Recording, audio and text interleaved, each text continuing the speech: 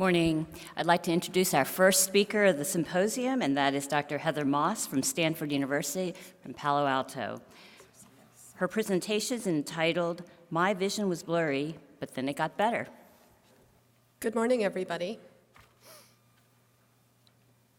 These are my disclosures. None are relevant to the current presentation. So today I'd like you to consider the case of a 60-year-old man who came in with transient vision loss. He says that 2 days prior to coming into your office, he experienced right-sided vision loss. He thinks it was the right eye, but he didn't cover one eye to be sure.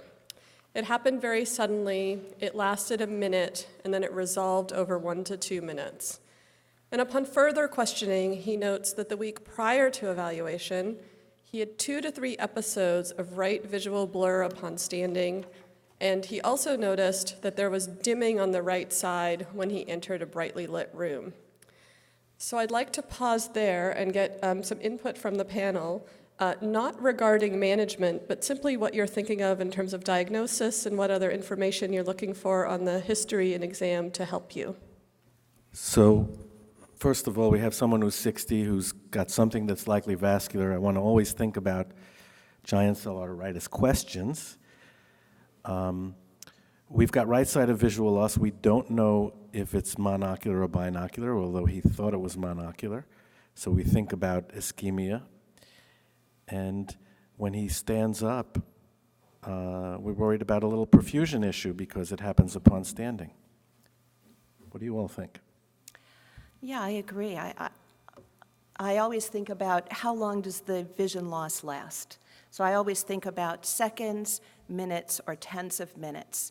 That help me put into the seconds. I always worry about a swollen optic disc from any reason, and especially from increased intracranial pressure from any reason. Minutes, I think about vascular problems. Tens of minutes puts me more into thinking about migraine type of phenomenon. I would just add that when the change in the lighting condition prompts the symptom, that's like very scary for retina, because optic nerve, he kind of doesn't care whether it's light or dark, or she, but retina, they care. So claudication of the retina, suspicious for ischemia of retina.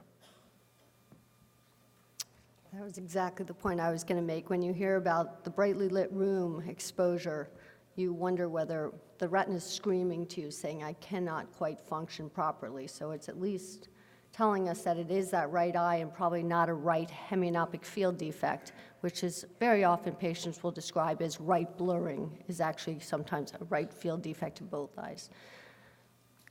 Right, so to help you with the prior history that you requested, Dr. Moster, so he denies any systemic symptoms that you might see in GCA, headaches, jaw claudication, change in appetite, weight loss, etc. So he's a pretty healthy guy. He did see his doctor within the last year and still doesn't have any medical conditions, no surgery. He does drink some wine. He quit smoking many years prior. He takes a multivitamin and ibuprofen, and he has no allergies. Does this change your thoughts? No. So we did not do the field before we saw the patient. I present this here purely because the information goes together, but he had normal visual acuity and normal Humphrey visual fields. His examination was also essentially normal, with a suggestion maybe of some rapid tear film breakup. Panelists, are you concerned that dry eyes could be a cause of his symptoms? No, it's lasting too long, and he thinks it's monocular. It's extremely unlikely. My name is no, my number is no, my sign is no. And I don't trust the no APD. I will tell you, it's very difficult when it's just retina, which is screaming at you, and it's not fully damaged yet. So that doesn't bother me one way or another that I see that. And a limited neurological exam consisting of the cranial nerves was normal. He also had an OCT, which is shown here, which was normal. So going back again with the history and now the normal exam, although Dr. Linkoff is doubting the APD, does this change your thoughts at all? I'll echo Dr. Lee. No. No, okay. That'd be a hell no. To follow up Dr. Gordon's point, there was no papilledema, so that removes that concern. Okay. So panelists, I'd like you to hold off on answering this question, but audience, if you could please respond, what is the next step for management of this patient?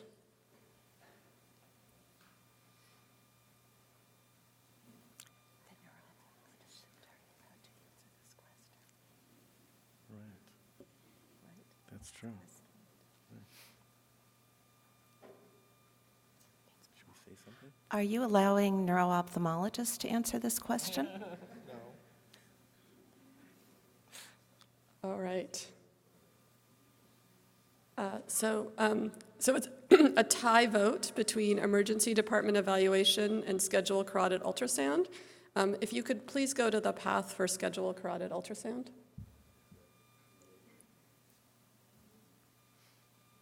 All right. So you schedule them for an outpatient carotid Doppler. Oh, no. He wakes up with left arm and left leg weakness. He's taken to the hospital by ambulance, but as you probably know, administering TPA relies on when knowing the patient was last normal, and because this occurred while he was asleep, we don't know, and so he's unable to get TPA. He endures long-term neurological deficits. Game over. So let's go to the second choice, which I think indicates that either all the neuro-ophthalmologists in the room were voting, or that our insistent education on this topic has actually penetrated, which is good, or that you're just used to all of us saying, send everyone to the emergency room. But Because you can't see us for a couple of months. That could be partially our fault. So he goes to the emergency room. ESR and CRP are normal, addressing that concern of giant cell arteritis. He has an MRI brain, which does not show diffusion-weighted imaging. And he has an MRA neck, which circled in red here shows 90% stenosis of the right internal carotid artery. Panelists, do you have any comments on the significance of any of these results? So the fact that there's no ischemia in the brain is good, and probably a good prognostic sign. The 90% stenosis of the right internal carotid is worrisome, because that's what caused his right-sided transient monocular visual loss and the stroke. I agree. I mean, I think some of the points here should be emphasized, though. Even though we know that this was ischemic, and it was likely from the carotid, we always have to worry about giant cell arteritis in patients with transient monocular blurring. And when we make the diagnosis of giant cell arteritis when a patient has that symptom, then we've saved them. We've really saved them permanent vision loss. So it's always important to get that SED rate and C-reactive protein. I think the other point is the diffusion-weighted imaging in patients with this type of ischemic transient monocular blindness often does show other ischemia in the brain. And that should terrify all of us, because when we see patients that come in with that type of history, our main concern is this ischemic? And if so, we need to get this patient to have the appropriate medical management, surgical management to prevent massive stroke. I want to make a comment about the OCT. It's useful for us to see that there's no swelling or no obvious ischemic state in the macula. But again, that early sign, and I don't know how many people do that, don't trust peripheral retinal exams on anybody but yourself. If they looked in the far periphery of those retinas, they would find some small blot hemorrhages if you had had so many episodes and had that stenosis. And it's pretty classic, and you really do know where to look. I would just add that this finding is not surprising at all, because the history was completely suggestive of hemodynamically significant carotid stenosis. The retinal claudication, the onset in seconds. It would have been better if it had been altitudinal, like a curtain coming down, and then the disappearance over minutes. But that retinal claudication has an odds ratio of something like 3 or 4x for ipsilateral hemodynamically significant carotid stenosis in the Dutch transient vision loss study. He's right. Thank you. All right. So the patient is admitted, and while he is hospitalized, he develops weakness of the left arm and left mouth droop, which happen and resolve in 15 minutes. And during that inpatient admission, he's treated with a right carotid endarterectomy and started on atorvastatin and aspirin for further secondary stroke prevention. Further comments from the panel? We have a question from the audience. You mentioned ancillary testing with the OCT, and Dr. Moss, you showed a visual field. Does visual field testing have a role in the workup of transient vision loss? And if so, is there a specific type of field you would prefer? I think it does have a role because it tells us that the vision loss truly was transient and there wasn't damage. And that's, I think, the only role of that. If I get one, it really is to compare for later on for further, exams in his future. But normally I do a confrontational field and look in the periphery and then let somebody else do the field at a later date if they want. With this history, if getting the field means delaying my sending the patient to the emergency room for the appropriate evaluation, I wouldn't get it.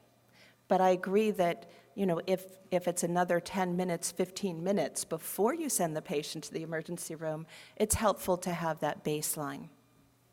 I would just add this symptom complex of a crossed symptom, a right eye and a left hemiparesis, that's ipsilateral carotid. So that's where you should be going with this case. Doing the field, I think, is helpful if you can, if it's not going to delay things, because we want to know Mark's question, was it really a left homonymous hemianopsia or not? I don't think it would change what you do, but it would change a little bit the localization. So post-operatively, he developed a small scotoma in the right eye, superior to temporal fixation. These are pictures obviously not taken in the inpatient setting, but taken on his follow-up evaluation, where he had a small hemorrhage in the location of his scotoma that's presumed reperfusion injury related to reperfusion of that carotid territory. Can I just ask you about the little dots at the top? Are those real or artifact? Oh, those are artifact from the camera. You'll see Because- they're similar on both images. Yeah, but that could still be from the procedure itself, not from. Oh, yeah, no, but there's some on the left eye image as well.